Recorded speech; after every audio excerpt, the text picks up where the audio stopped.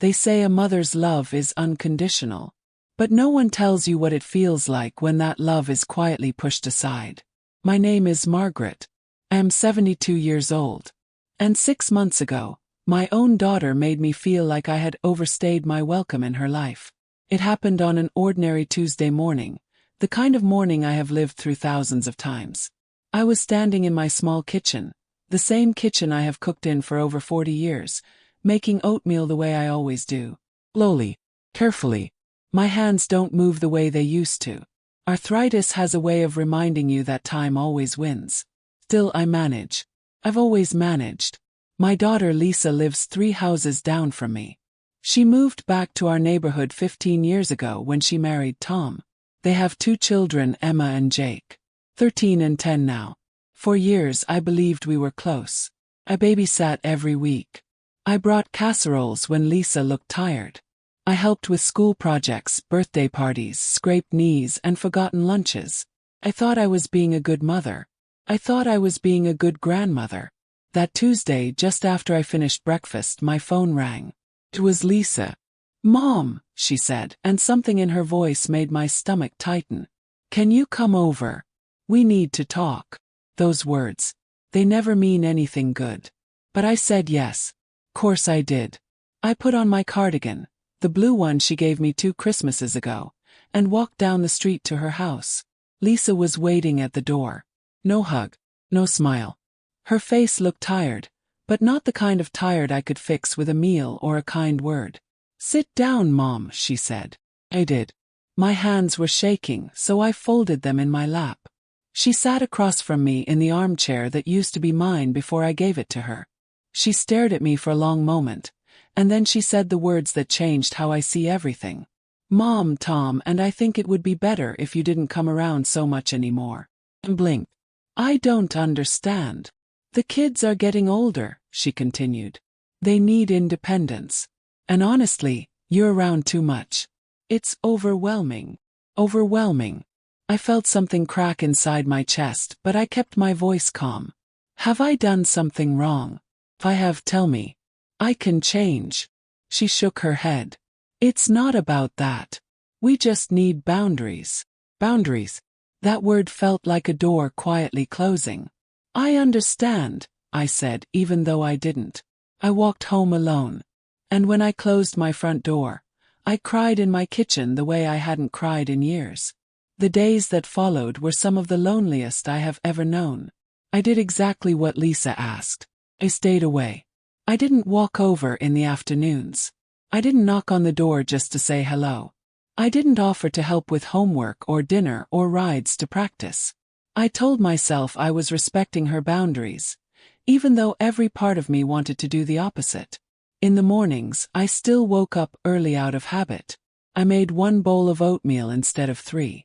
I poured 1 cup of coffee instead of the extra mug I used to keep warm for when Lisa would stop by with the kids before school. The house felt quieter than it ever had.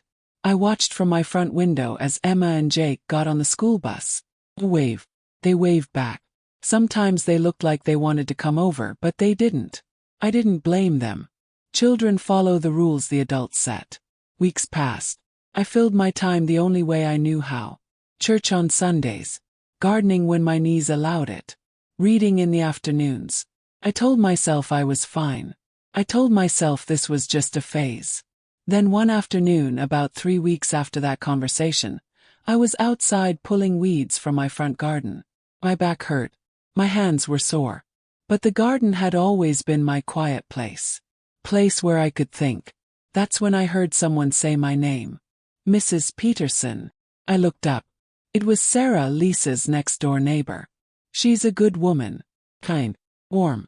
But that day, her face looked uneasy. "Yes, Sarah." She hesitated, glancing toward Lisa's house. "Can I talk to you for a moment?" Something in her voice made my stomach tighten. "Of course," I said. She stepped closer and lowered her voice.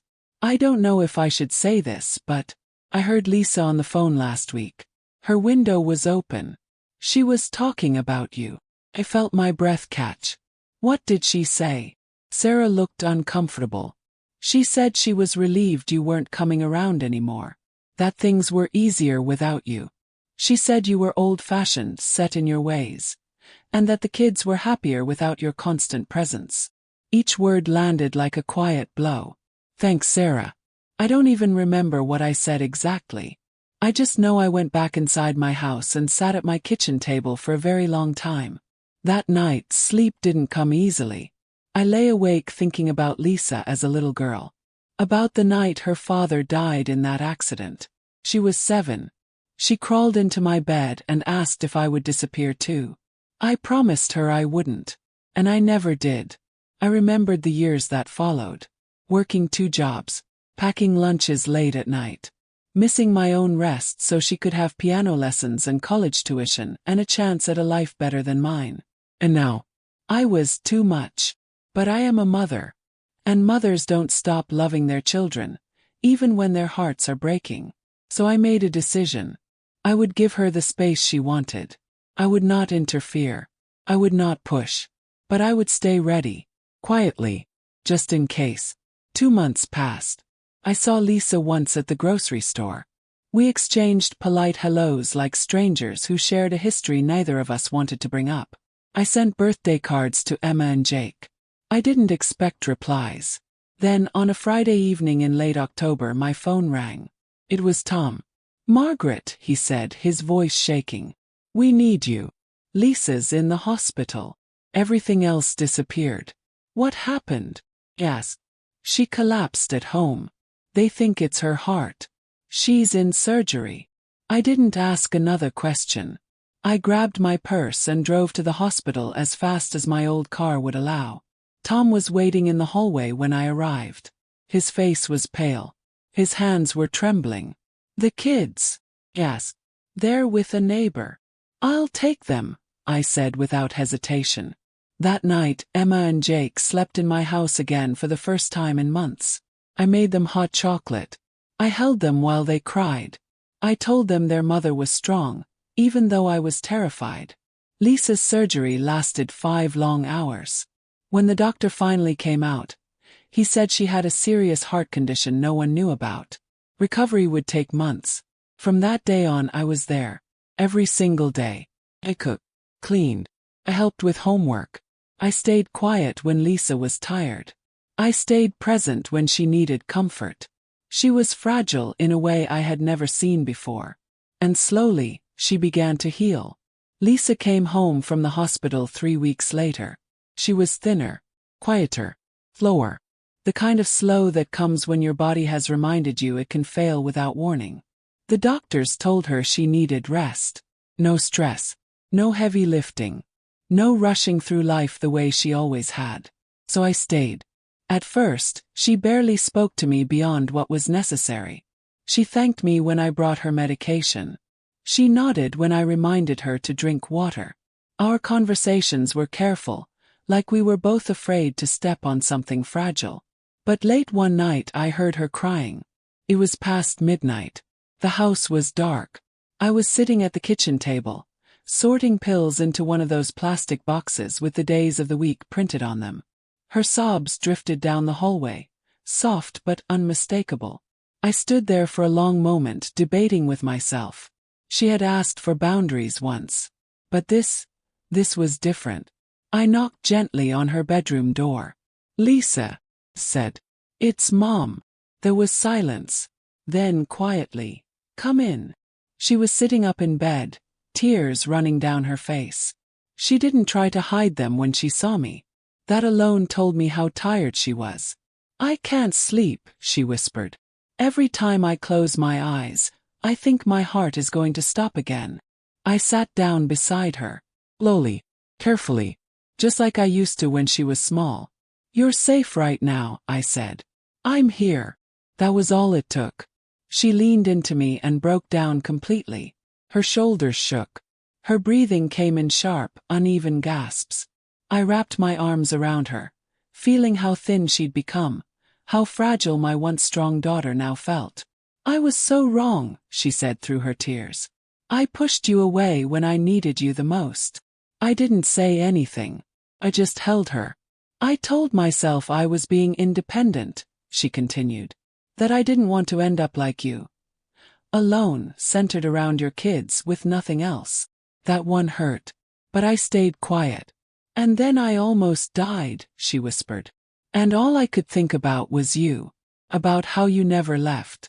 No matter how hard things got.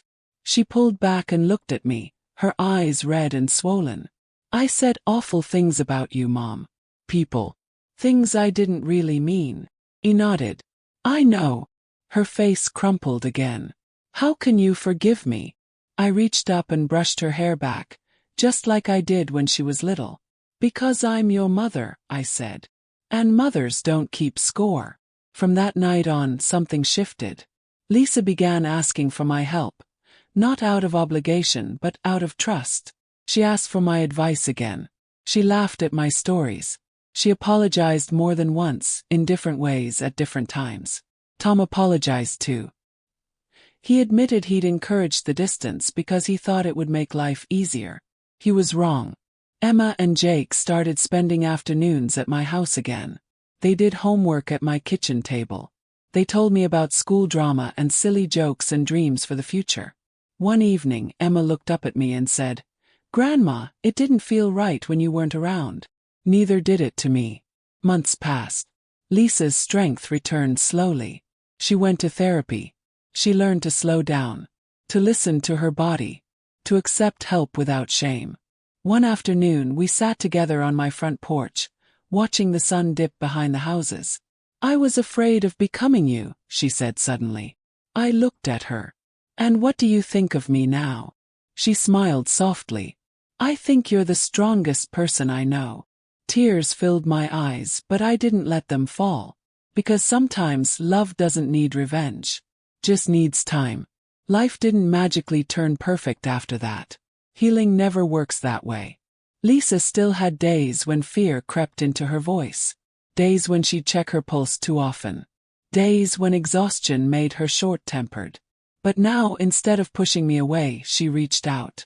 Sometimes she'd just say, Mom, can you sit with me for a bit? And I would. No fixing.